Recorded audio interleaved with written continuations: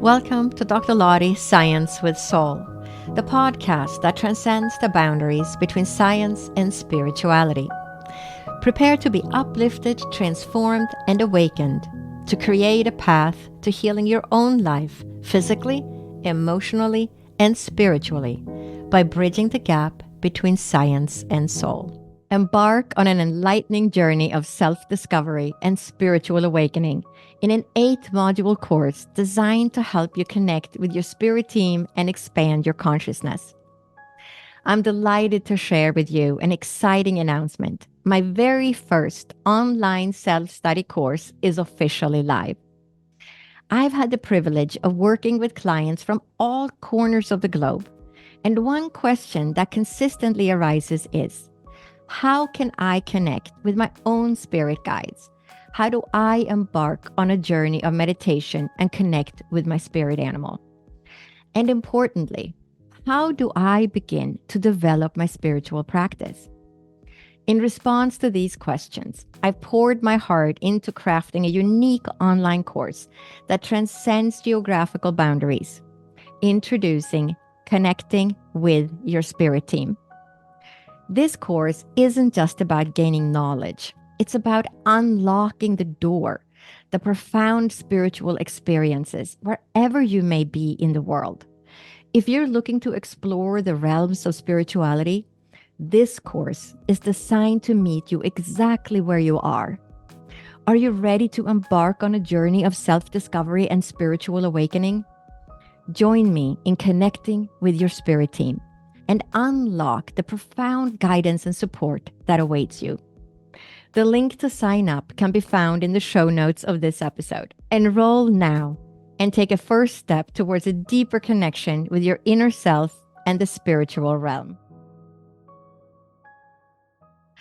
Welcome to Dr. Lottie's Science with Soul.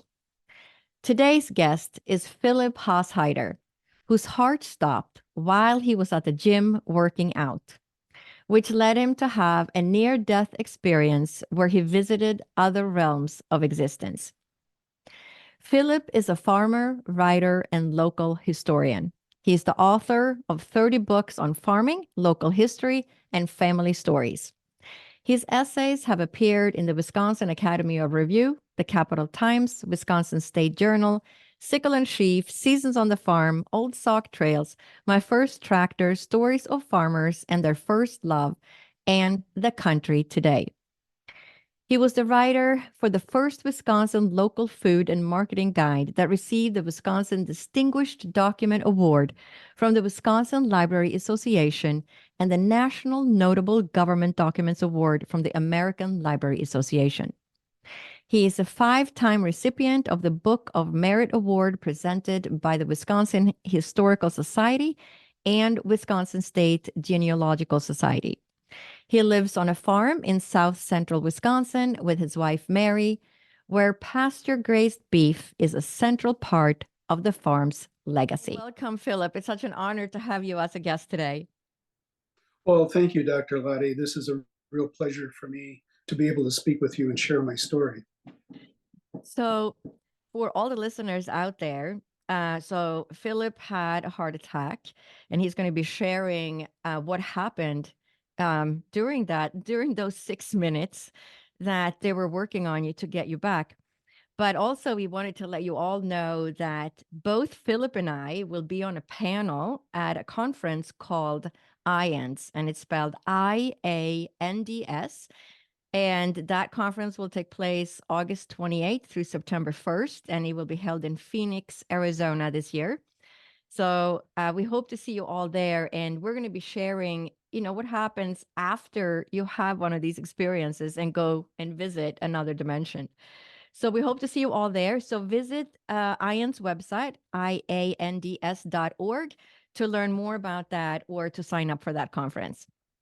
So now we're going to be focusing on Philip and his journey and what happened. So tell us what happened. What happened that day? Well, on an early October morning, I typically, as I did every morning on our farm, I went out to our pasture where our beef cattle were grazing. And I usually went out to check them to make sure there were no problems. And I, having worked with livestock all my life, and particularly this group of about 25, 26 head of cattle, I could get amongst them every day and close, pet them, talk with them, basically commune out in the grass with them. Um, but this morning was much different. I couldn't get even 300 feet from them when one of them, they were all lying down in the grass. One of them jumped up and perked her ears at me, looked at me, and took off running across the field. Went about, I suppose, 900 feet, stopped, turned around, and looked at me again. Well, of course, that little commotion caused everyone to wonder what happened, and they all got up very quickly, looked at me because I was coming in their direction, and they all took off towards the other animal. Never had that happened before. And I thought it was really strange, but I didn't pick up on it that something was unusual to them. I don't know. They must have thought they saw a ghost or something. Anyway, I saw what I needed to see, and there was no attention that needed to be made to any one of them. So I went, walked back out of our field, went back to the house. I got changed. I came into our local village where I was going to have the tires of our car changed.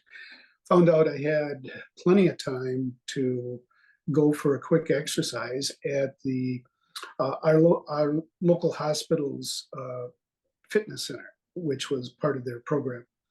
And I had not been having any problem other than a little bit high blood pressure, which was really unusual for me.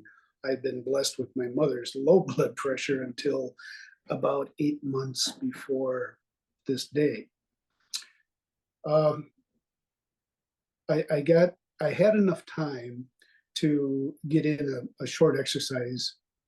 So I instead of turning right to go get my car tires changed, I turned left and went to the hospital's fitness center. Went downstairs, changed, came back up, said hi to the 5 staff people that were there, stretched, got myself ready, sat down, did 20 arm curls, stood up, and then it happened. I looked at both my forearms because they were starting to tingle, like when you lie down on them and they fall asleep and they feel really strange. But it happened to both forearms. And that was the last thing I remember for what became the next 8 hours. So there was no pain in your chest or heart? No, no. And I need to add that it wasn't considered a heart attack because, in a sense, that there is blood flow and the heart still pumps. In my case, my heart completely stopped. And so, well, for what it's worth, they term that a sudden cardiac death because the heart is not actually functioning. So, in an instant, everything changed. What happened to me then at that point, and I can come back later and explain what the results were in that room. I found myself in a place that I don't ever recall being. Although in some like deja vu situations, where you think, well, I've been here before, but I can't quite remember when or why. It was that sort of sensation. What I did realize, though, was that I was sitting on what, okay, I'm going to use a term that best describes what it was. It's something akin to a raft, a low platform of some sort. And I was floating. I was floating on this raft, and I was just by myself. And it wasn't that I was floating on water. I was floating on what were these waves of energy that were coming towards me. And I was like bobbing on these things. But not only that these waves were coming towards me, they were going through me. And I thought, well, that's really odd. How did they keep going through me? And I looked at my hands, and the best way I can describe it, and I have to use human terms to describe what it looked like. But I looked at both what I considered my hands. They were like holograms. Like they're very transparent. I could see through them because the waves were coming through them. The waves were coming through me, continuing on. And I looked over and I saw millions of other entities, if you will, floating on these same waves. I couldn't touch any of them, but I could see them. Seeing in the sense that using human eyes to visualize what I was looking at. And I thought, this is really different. This is not the fitness room. And at that point, I didn't realize that my body was back lying on the floor, that I wasn't there anymore. I was just here. I was just here, and it made so much sense. Then I looked up and I saw what I can only describe as a gigantic, is not even close. It would be like packing 1 million suns, 10 million suns into an orb, as we understand orbs here in this dimension. And it was gigantic. It reached as far into the edges or the borders of the space I was in. And because there were no walls, there was no ceiling, no floor, no sides as we would describe a place that we're in, like we are now. It has 4 walls and a ceiling and a floor. There was nothing that. It was just free open space, and there was this gigantic golden orb. It was glowing, but it was so close I could actually touch it without getting burned, which was really an unusual sensation for me at that point. And I saw all of these waves emanating out of this globe, this orb, this essence. And at that point, I understood that this was the source of all creation, the divine creator, God, if you will, whatever term you can apply in human language to an infinite entity, an infinite knowledge. That's what this was to me at that moment. And not only were these waves coming out and just permeating the whole space, the atmosphere in which we were in, but there were little jets coming out, little sparks, like little fireflies zipping out of this orb. And I instantly understood that those were other beings, other entities, other spirit essences that were going off somewhere into the distance. And I mean distance because at this point I realized I better see what's behind me in terms of front and back. And so I turned around and looked, and it was this view of what I can only describe as eternity. And by that, I mean, there was no distance I could not see. It was like the energy between where I was and the future, the eternity, was a energetic emulsion that somehow compressed itself so that the farther I looked through this magnification, the clearer it became. It's a difficult thing for me to describe because I can see it while I'm sitting here talking with you. I can still see this image of this eternal space. And space is relative. I mean, the term space is relative to what we have here.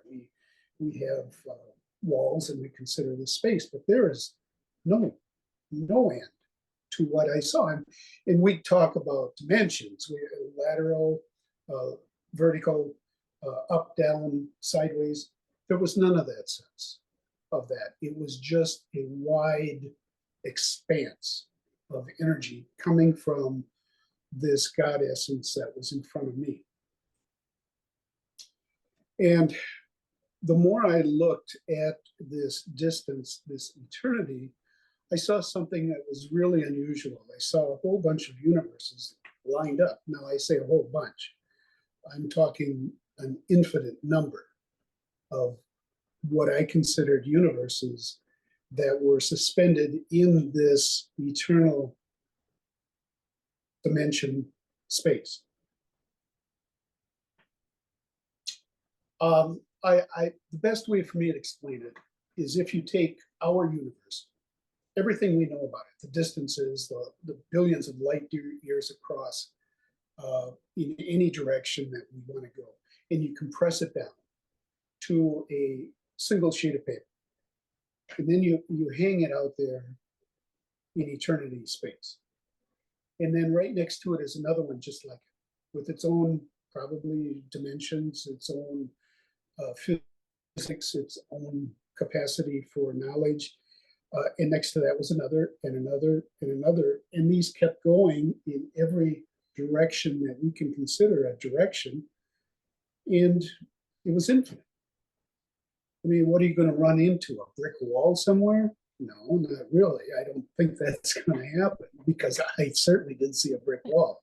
Mm-hmm. So eternity space is something that I have since come to realize is very difficult for a human brain to wrap itself around because we're so used to the dimensions we work with here. But if you let yourself consider the possibilities that would seem impossible, that yeah, this is what I was seeing out there.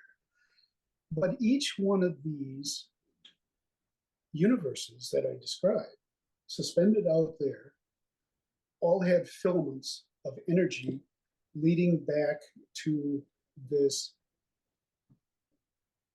golden globe of God essence energy. So that was pumping its energy into each one of those universes, not only from what I would assume would also be ours. And it was about that time that I no longer had a recollection of being in that eternal space. All of a sudden, I was gone again. And this only came as a realization about a week later in our time back here in this dimension. Because at the time, well, I was there and I wasn't there. Okay. And what happened, this coincided after I read the medical reports. This coincided with the time that it took them, and I mean the ambulance people. There were 11 people involved in my recovery or my resuscitation, plus the 5 that were in the fitness room who were staff members. So it was apparently pretty crowded. And I know all this because I went back a couple months later and I interviewed each one of the people who had a hand in saving me because I was curious as to what happened because I didn't remember anything until 8 hours later. So using their testimony to me of what they did, what they witnessed, I was able to piece this time frame together. And I've been asked by others who, some friends and that, well, how long do you think you were in that eternal space? And I said, well, given a human chronological time, I said, well, it felt like a couple centuries. And come to find out, it was only 6 minutes. And when I realized it was only 6 minutes, that's when the confusion really started. And I know that other people, now I know that other people who have had NDEs are a little bit confused on the time aspect of things happening. So I was out for 6 minutes physically, but I was gone into an eternal dimension for what seemed like centuries. And that's the best way I can explain it. I can feel it. I mean, I can still feel it. You know, and I know that what I experienced is true because 8 years later now, I can remember exactly everything that happened while I was in that dimension. Now, most people I know, and probably you know, have dreams of some sort during the night. And you have trouble the next morning trying to remember what it was you had a dream about. Well, I think I was in a car somewhere, but I don't know. Dreams have this ability to just dissipate from our memory. I mean, they dissolve very quickly. But again, I know that what I experienced is true because now 8 years later, everything is as crystal clear as it was when it happened. So how is that possible that I can still recall and remember all those things and be able to describe them as best I can in human terms of what was there, what it was like? So there is, I do believe from this experience that there's a transference of information from other dimensions that we can bring back here with us. And do I have everything that I remember? I doubt it.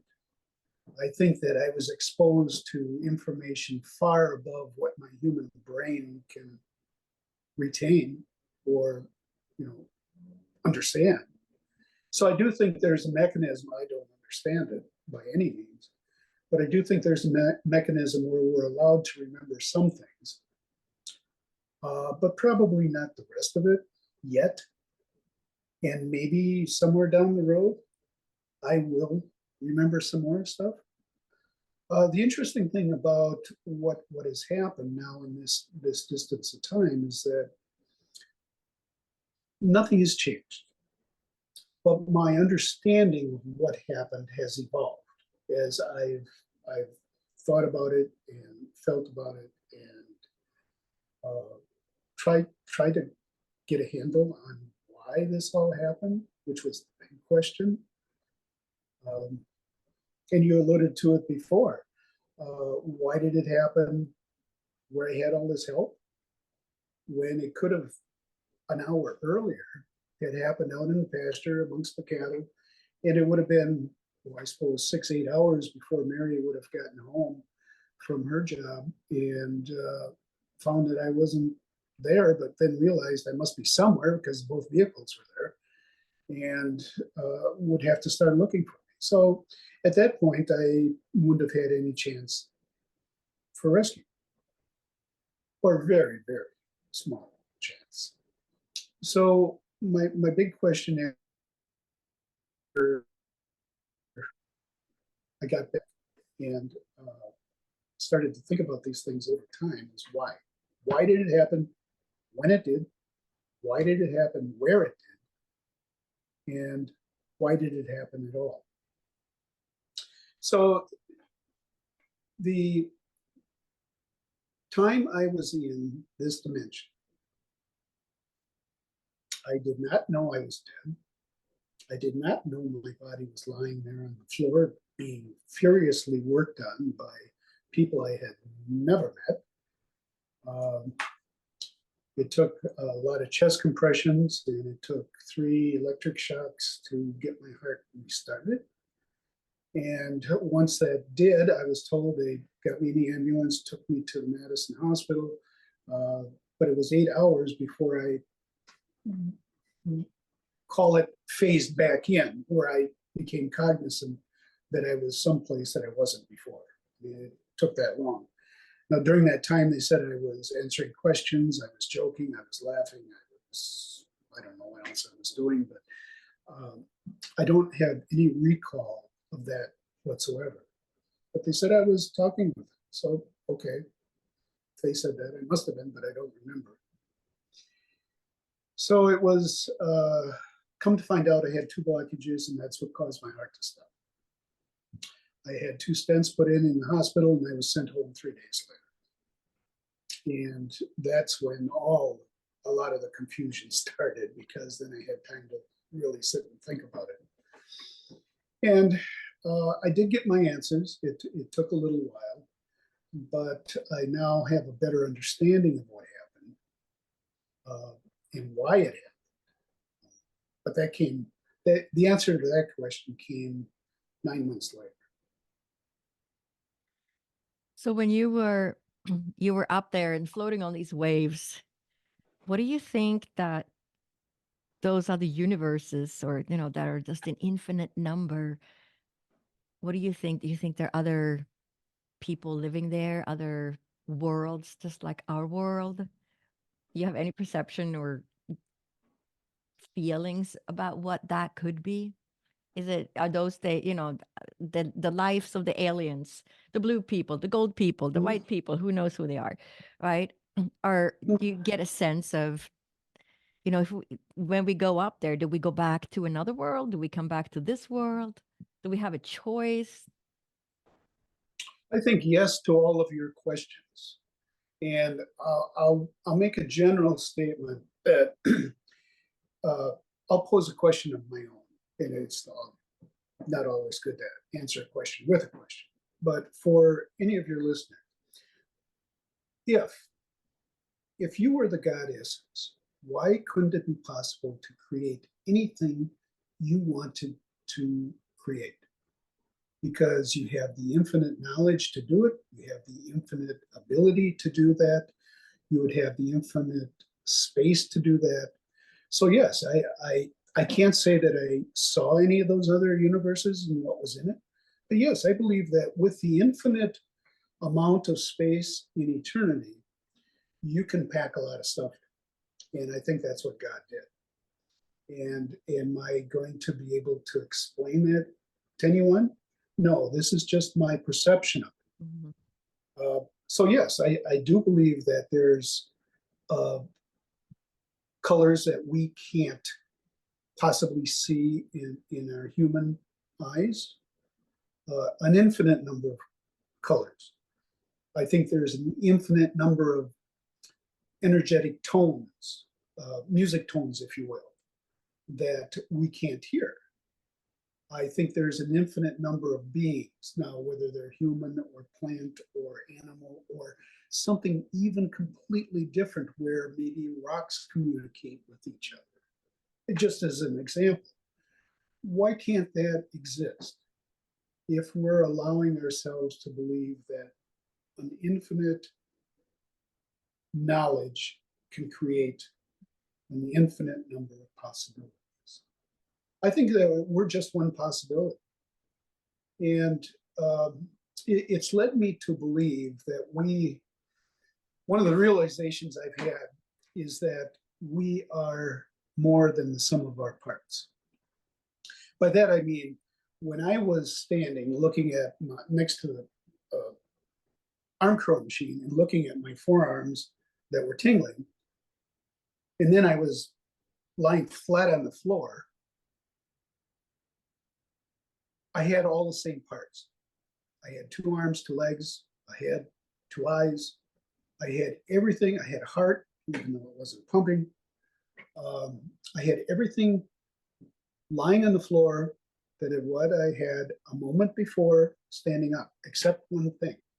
And that was my inner essence, my soul, if you will, my God essence. That had gone, and that's where I was in that dimension. And then once they restarted my heart, my soul had to come back into the body to be part of it and continue its journey for as long as now what my journey is going to be. So the idea that we are just a certain number of cells and that we do not exist after our body ceases to function, to me is not a possibility, because I know that when we leave here, we're going to be on another journey. I've used an example in my book about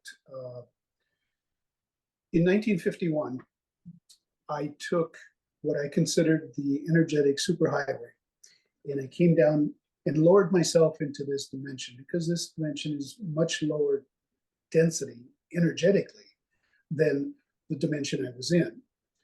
And we come as this body because that's our species. And we have to conform to this species in order for us to have the tactile experiences while we're here, our emotional experiences, our intellectual experiences, our human experiences, if you will.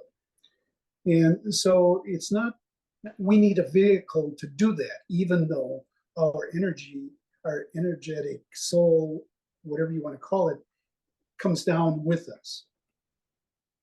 And so while we're here, we have use of this body, and when it finally uses up its fuel, which it will do, then I'm going to get back on that energetic superhighway, and I'm going to go on to another experience. And I'm going to have another one after that, because I'm going to have all of eternity to continue the process.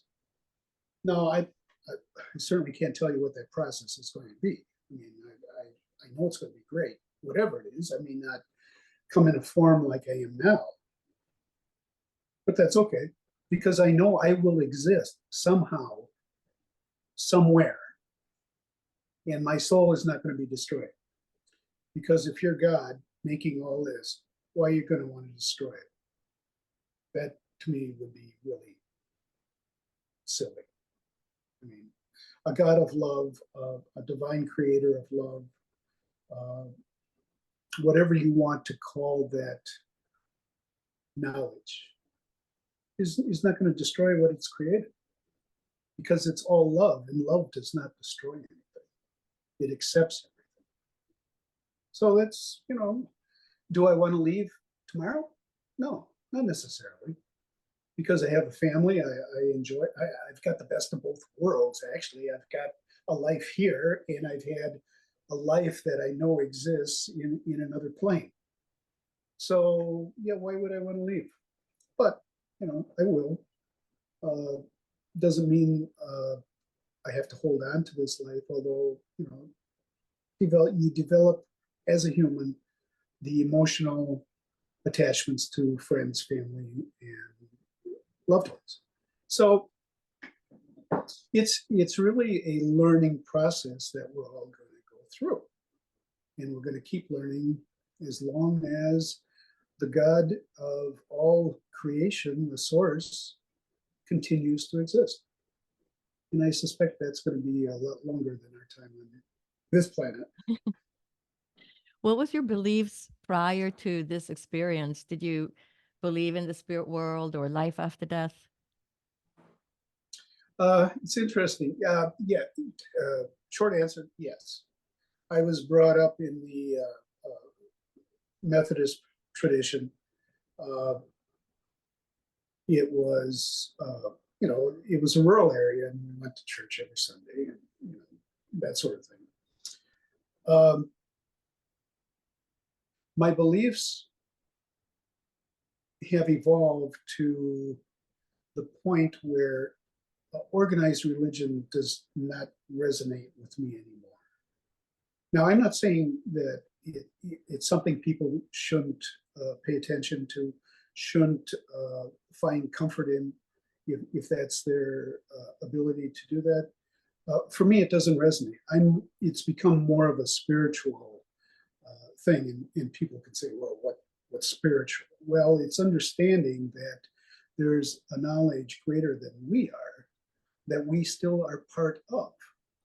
Because each one of those little sparks that came out of this globe, which I interpreted to be at one time me, at some point in my past eternity, that we all, each one of us, whether you're listening to this or not, each one of us contains the DNA of that God essence, that source of creation. And that is the part that doesn't get destroyed.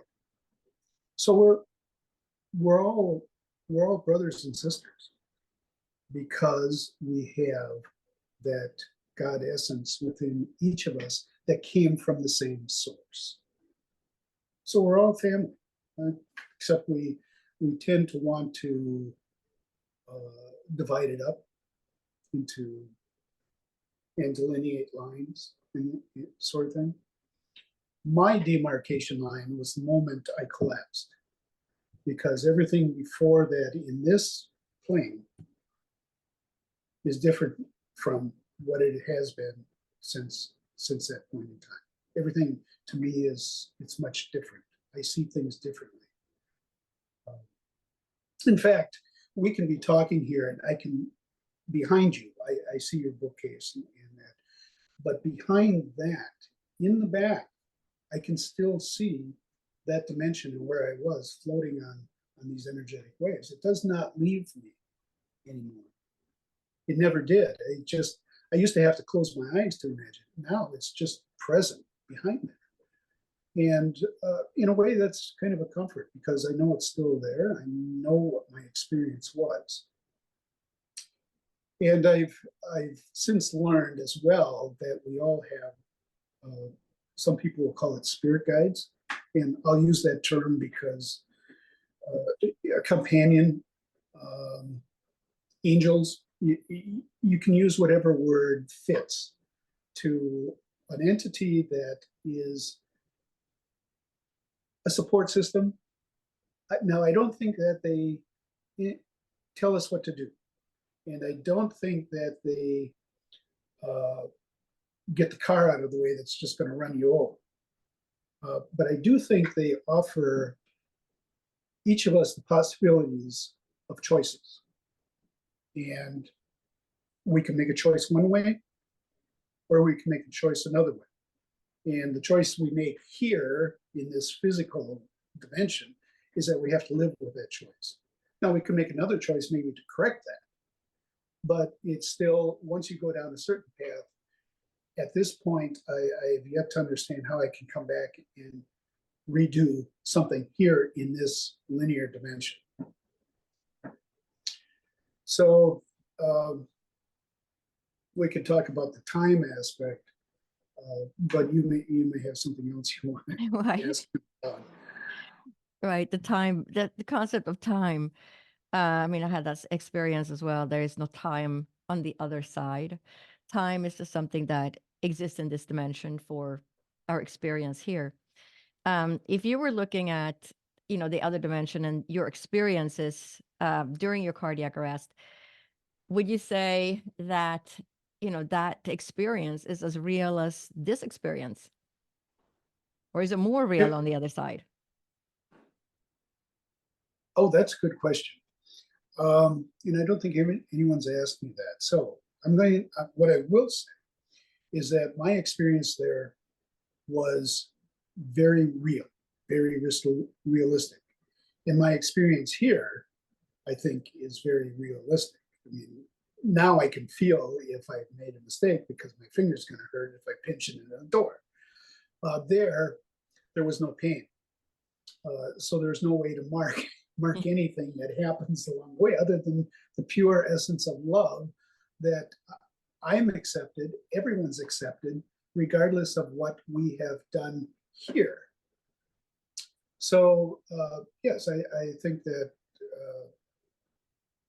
it's real. It was real there to me. It's real here to me. The challenge has been with Mary, who is also going to be on the panel at the IANDS conference with us, with the two of us, talking about how it affected her. Because there's, in a collapse such as what I had, it's not just me. It affects everyone in your family. And I'm sure there are hundreds of people out there who understand that part. The challenge was I had this great experience, but I couldn't really get Mary to understand it because it wasn't her experience. She had the experience from the other direction, looking at the results of what happened to me in my collapse. Then she had the experience of me trying to explain what I saw. And she had to use, again, human words to try to process that information that had experienced. But it's not the same experience. And I think that's the same way with any other partnership or marriage where one person has a near-death experience and the other person doesn't and is looking at it and trying to understand it from a completely different direction. So that's one of the aspects that we will be discussing, putting in a plug here for that, because I think it's important for anyone who has been part of a partnership or a marriage where one person has had it and the other person hasn't, and trying to come to some sort of mutual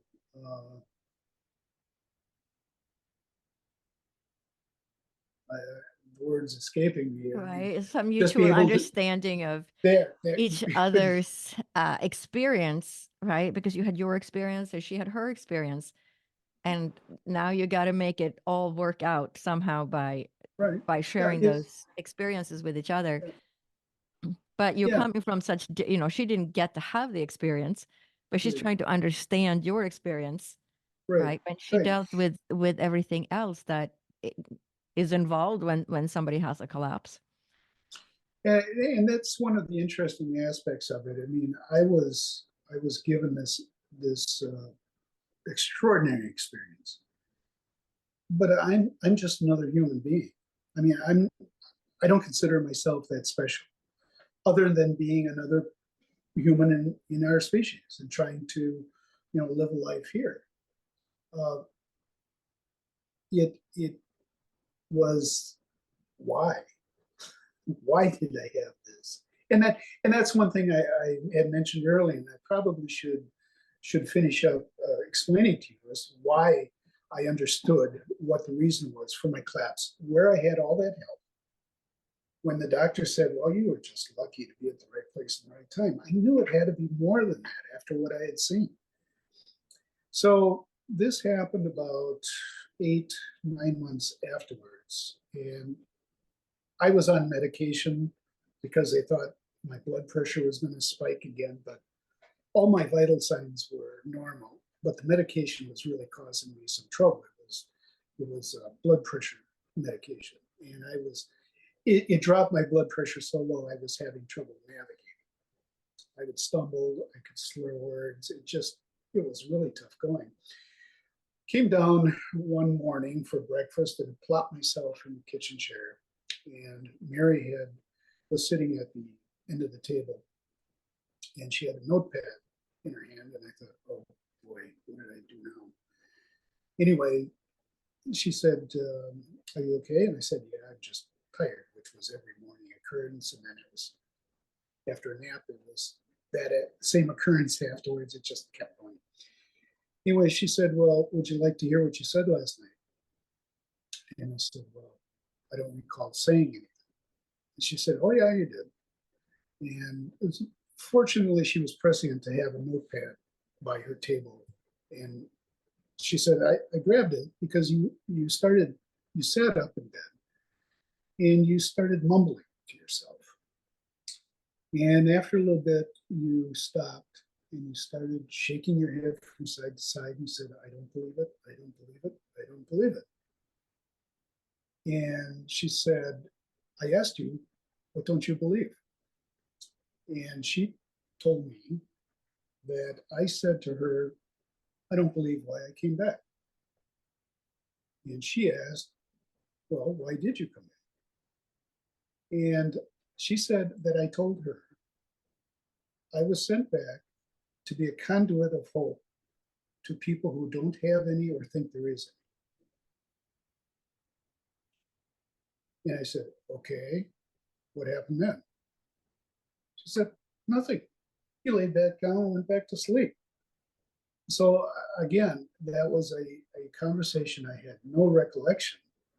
But once she said those words, that immediately answered my question of why.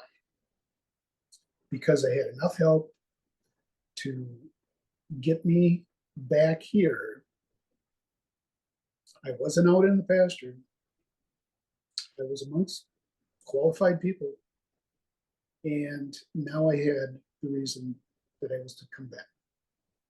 So it's not that I've made it a mission, but it is part of what I need to do while I'm still here, is provide that hope to people. And that's one of the reasons that I wrote the book, is try to explain to people, okay, this is my experience. You'll have a different experience, I'm pretty sure. But it's going to be, a lot of the parameters are going to be very similar to everyone. But there is hope. There is love.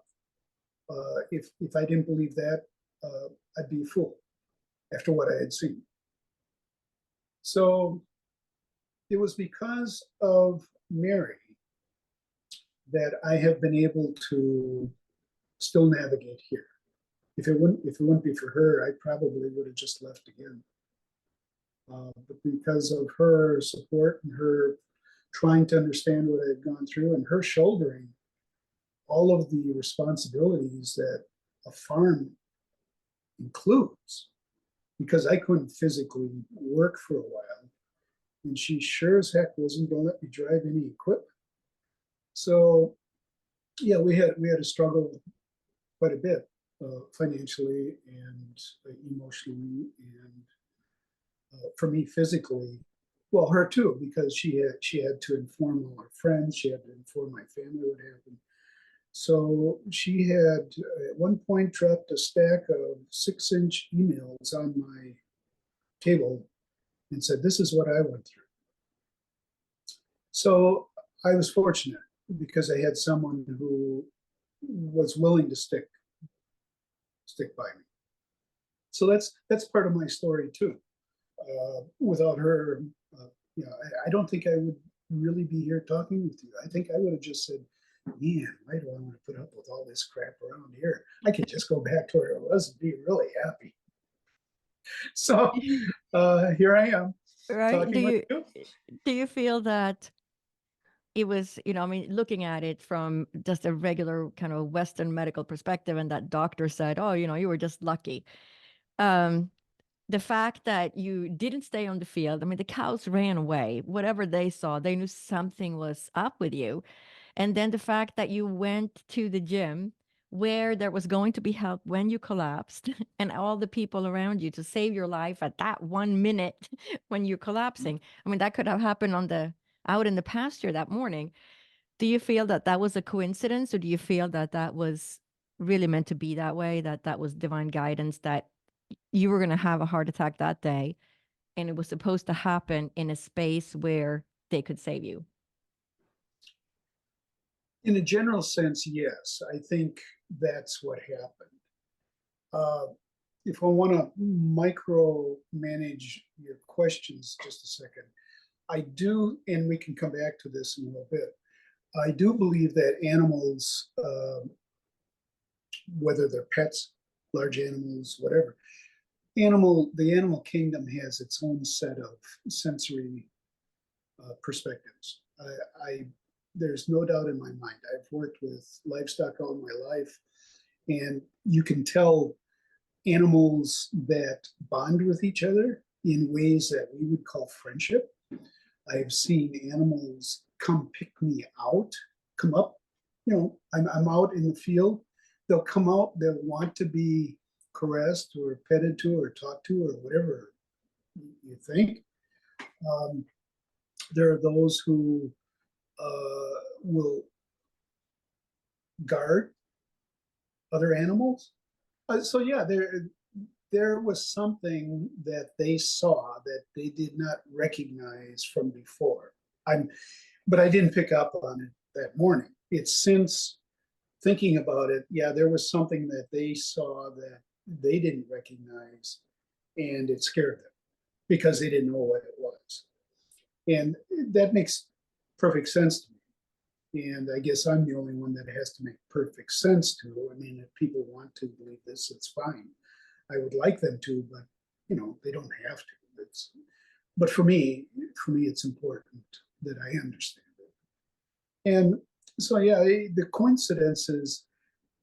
I don't believe in coincidences. I think that we are given these choices that we can make, and we have to. If there's a after effect to it, we have to accept that because that's a choice we make. I mean, we are given free will, even though we are from the source of all creation. I think once we've left, we have um, individuated ourselves and we are given free reign, not free reign, free will. And we can make our own decisions.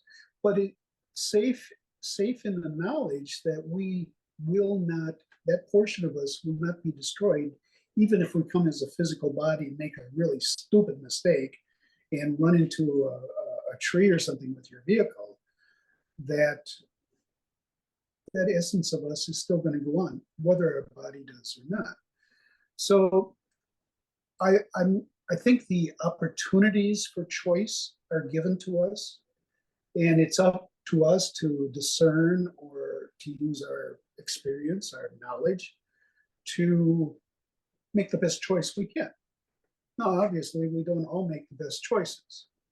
I mean, and how am I to say that a choice someone else makes, even though I don't think it's the thing they should do, what does that make that bad for them? It's not my business, really. Yes, we're here to help and be companions and comfort and everything else that goes with it. But you can't live your life for somebody else's, and you can't take their life away from them or their experiences. At least now I'm getting into the opinion section of this, but that's where my understanding of all of this that's transpired has led me. So in a sense, that becomes not only my spiritual essence now, but my, if you will, religious essence, is that we're here to accept and identify the divinity in everyone, whether we like them or not, whether they're in this country or that country, whether they have a certain look, whether they dress a certain way, whether they choose how they live. That's not for us to decide. If we, and I'm gonna throw this out as a rhetorical question, if we would accept everyone's divinity and allow them to be that way, we probably could do away with a lot of things like the military, because we wouldn't have a need to dominate another person or another country. Probably be able to do away with our banking system because we would take care of each other. That's, people say, well, that's probably a utopian aspect, but why wouldn't that be possible as much as it being possible for us to create more destructive tendencies? That's Absolutely. my question. Right. Yeah. Everything is possible. And ultimately, we create the world we live in, right? We are co-creators of our own existence, and we create what it is that we want. As long as we have, powered by our own egos, we create a lot of dissonance in the world also, because we're all driven by power and what we consider being a good socially acceptable way to exist in society, right? And so a lot of our lives are driven by power and money instead of love and compassion. But I feel, we're the world is constantly evolving and changing. So, all the people that have these experiences bring that essence into our experience here on Earth. And all the people that listen to your story today are going to, start looking at things differently. And with all of us, evolving and tuning into that, I think over time, like you said, we will change how we exist and how we care for each other. Well, I hope so, and that's the hope I have for the future. Uh, I'll give you a personal opinion again. I've looked at our grandsons, our two grandsons and granddaughter, and that generation. I've seen a lot of kids like that are, to me, much different. And I think they are the generation that are going to really change things in this world. That doesn't have anything to do with You're my right. story, but it is something I see. But in following your lines of us creating the world we want to live in, I think that they will do that. I don't think they're going to put up with the crap that we put up with. Yeah. They won't. First of all, they won't be able to, because the planet itself is going to need some healing, and we're going to need to find ways to do that if we want to exist on this planet for an extended period of time. Unless we all decide to go, and have our own near-death experiences somewhere else. We have what we have here, and so yeah. And answer your question, yeah, we have to create a world that we want to live in. If you could give a message to all the listeners, what would that be? That there is hope. That no matter how dire things seem at this moment, take a step forward and open up to possibilities of something different. And that's the hope, that we're looking for something different that will better us, better our families, better everybody. I mean, I don't think people want to have, a bad life. I don't think that's their ultimate goal. So yeah, to me, I've seen the hope, and that's what I'm trying to explain. And I certainly thank you for the opportunity to do that. I appreciate it very much. And tell us where we can find I know you've written, over 30 books about lots of different things, but the book that talks about your near-death experience and what happened, during that experience and after as well, is called 6 Minutes in Eternity. And where can people find that book? It's presently on Amazon. So it's a cover that looks like this, and it's, if they want to get a hold of me, they can write to me at Philip Hasheider, all lowercase, philiphasheiderbooks@gmail.com, and I'm also on Facebook at phasheider.com. All right. That was great. And we'll put these notes in the podcast notes as well. So we'll create a link that you can just click on a link and you'll find his book, as well as how to get in contact with Philip. So again, it's been a pleasure to have you as a guest. And for all the listeners, please come find us at the IANDS conference, IANDS.org, where we are going to be discussing, me, Philip, and his wife, Mary, what happened to us after our near-death experiences.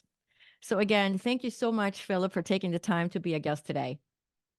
Well, thank you, Dr. Lottie. This has been a real pleasure, and I'm looking forward to seeing you in August. As we conclude this episode, I want to express my heartfelt gratitude for your presence within our community. If you haven't yet, make sure to subscribe, leave a review, and share this podcast with friends and family. Subscribe to my newsletter in the show notes and receive new podcast episodes delivered right to your inbox. If you resonate with the interconnectedness of mind, body, and soul, and are motivated to embark on a journey of personal healing, I invite you to connect with me at drlottie.com. Together, we can pave a path towards transformative healing in your own life.